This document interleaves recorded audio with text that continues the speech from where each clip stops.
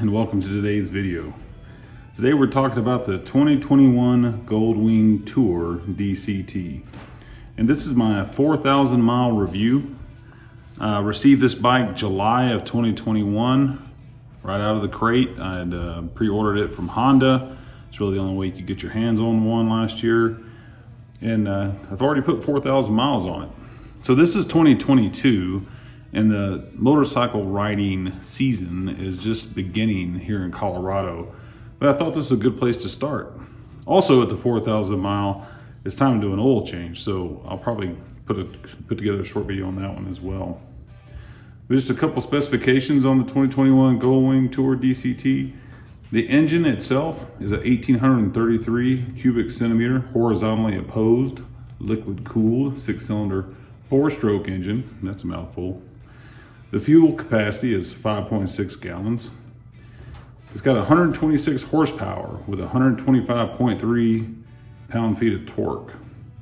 And I can tell you, I come off of that Ninja that you can see on the left-hand side. I've had the BMW K1600, which I sold that bike a few years back. This bike it has the power. Its curb weight is 838 pounds. And this thing is nimble. Super planted in the corners. You know, I do a lot of mountain riding. I do a lot of like switchback type turns, you know, at like 14,000 foot mountains, Pikes Peak, Mount Evans, no problem. Even with a pillion on this bike, I have no issues with negotiating those tight turns, slow speed turns. And then if the ride gets a bit spirited, it does very well in the canyon. It's amazing for a bike of this size. It really blows me away because the Ninja over there, which that's a 2012 Ninja 1000, you know, I've got a racing header on that and it's tuned, and I'm not sure what the curb weight is now since I've stripped it down. It's probably 400 pounds, less than 400 pounds. But on the Goldwing, there's no lack of power. It's super comfortable. When my wife and I ride on this bike, she's got plenty of room in the back. That's what Goldwing's kind of known for. But it's a fantastic ride. The DCT transmission, it's a 7-speed automatic DCT with walking mode, forward and reverse.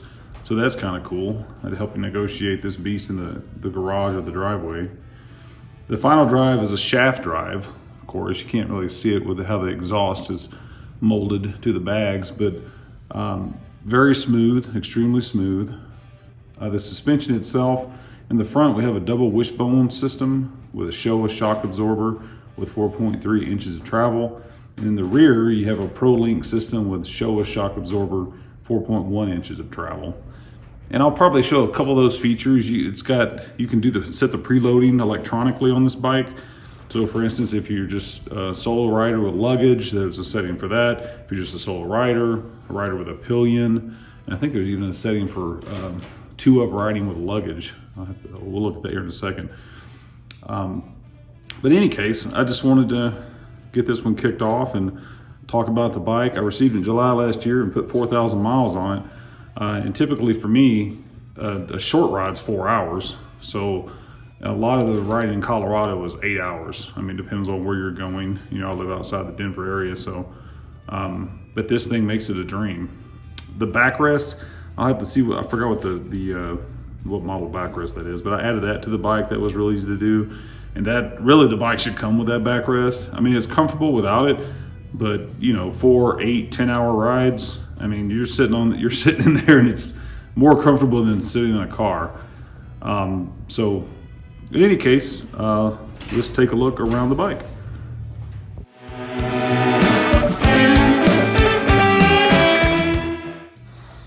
Okay, so I wanted to give you an idea of how roomy the top case is. I forgot what year I think it was the 2018, the case got really small on the Goldwing and then people were complaining about it. And I want to say in 2020 is when, the 2020 model year is when they revamped the case and made it more voluminous. So I'll show a quick demonstration of that. So just also FYI, this is operated by a fob. You get this really cool fob, actually 2 of them that come on the bike. And if we take a look. You just have to walk up. There's a button here that you just open the top, just like that. There's lots of room. Definitely enough room for a switch. We'll see if we can squeeze 2 helmets in there. Let me unload this thing.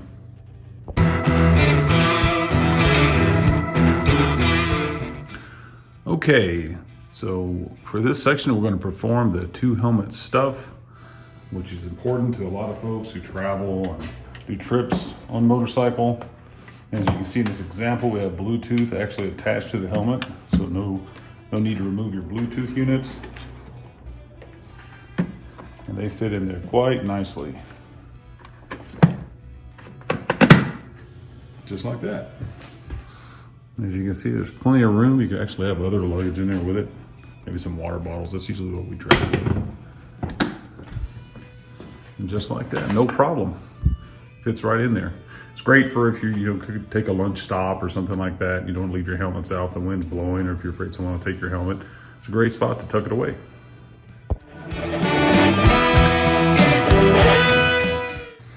Okay, so let's take a quick look at the side panniers. There's other options for storage. Once again, these are button operated. And as you can see, just to give you an idea of the volume in there, that's a 5-gallon jug of oil, 4-stroke motor oil, 10 weight 30. That's actually the oil that the bike takes. And I didn't travel with it like that in there, but I just stuck it in there because I'm going to change the oil today.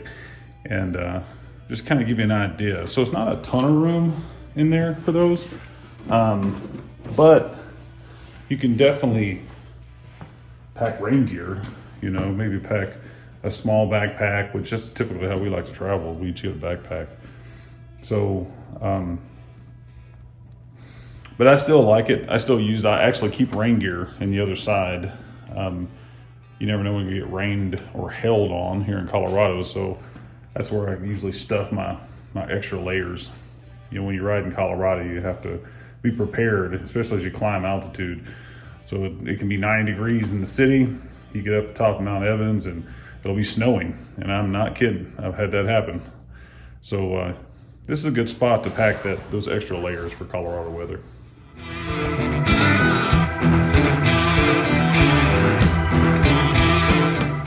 Another interesting aspect that's specific to the DCT, the Goldwing DCT, is you get a handbrake.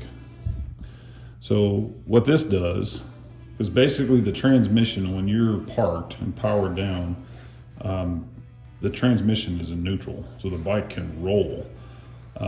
It's not a huge deal. Some people seem to think it might be a big deal, but basically what you have is you have this handbrake that locks the rear wheel. And it works really well. Now, there is an indication on the heads-up display that tells you that your parking brake's on, but I have ridden away with my parking brake on. And I don't always use it. I mean, if it's a pretty good hill, then I would use it. But if, just parking flat and these kind of things, I don't use it for that. But it's just like a parking brake. It's like an emergency brake in a vehicle. And it locks the rear tire. That's where it's at. So if you're parked nose up on a hill, then it works even more effectively. And that's typically how most people do park when they pull into an area that's got an uphill slope. So like I see, just pull it up, it ratchets up. I don't know if you can hear that clicking sound. And then you just pull up on it and it unlocks. So it's similar to a lot of, it's probably just like the parking brake in a Honda Civic. I typically tell people this is my Honda Civic convertible. But yeah, I just want to point that out because that's something a lot of folks ask about.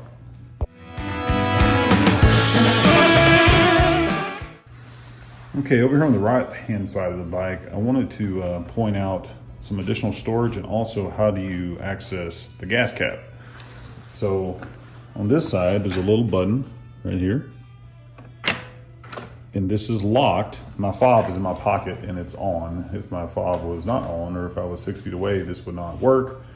And then right inside here, you've got your gas cap release. your gas cover, just like that. Okay, and while we're in the proximity of the gas, it's a good time to show the glove box. So this area right here is the glove box. Just push that button. This is the one compartment that does not lock with the fob. So this is open. As you can see, there's a slot in there for your phone. This is where I put my iPhone. I'm also usually stick my wallet in here. And it's just a nice spot to, you know, easy access. You can open it going down the road if you're so inclined. But typically what I have in there, I'm not doing that. I mean, I guess I have had where I had to reach my phone at one time, but the Goldwing has Apple Play, and I probably need to do a separate video on that, because to get Apple Play to work, it's kind of like pre-launch for an F-16 or something, because there's certain criteria you have to meet for the Apple Play to work.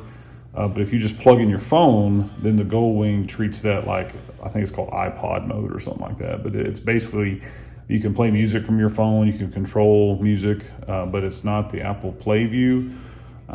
You have to have I think you have to have a helmet connected to the Goldwing Bluetooth wise, and then connect the phone. I have to remember what that sequence is to get the Apple Play to launch correctly. And then after that happens, then it's just like, you know, Apple Play in a car.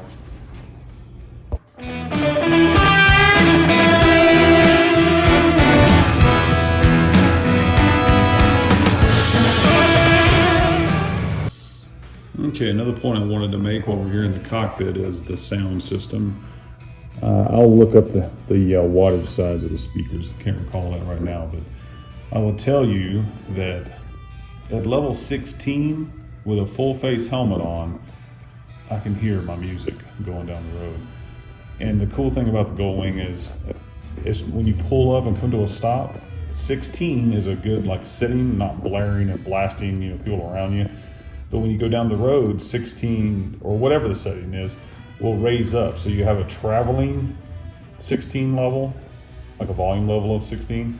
And then you have a stationary when you come to a stop. As you slow down and pull in, it brings the volume back down. So it has a traveling volume setting, and it has a stationary setting, which is pretty cool.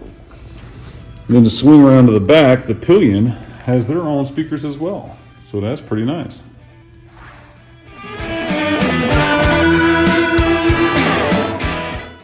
Okay, so that's a quick walk around of my 2021 Goldwing DCT tour.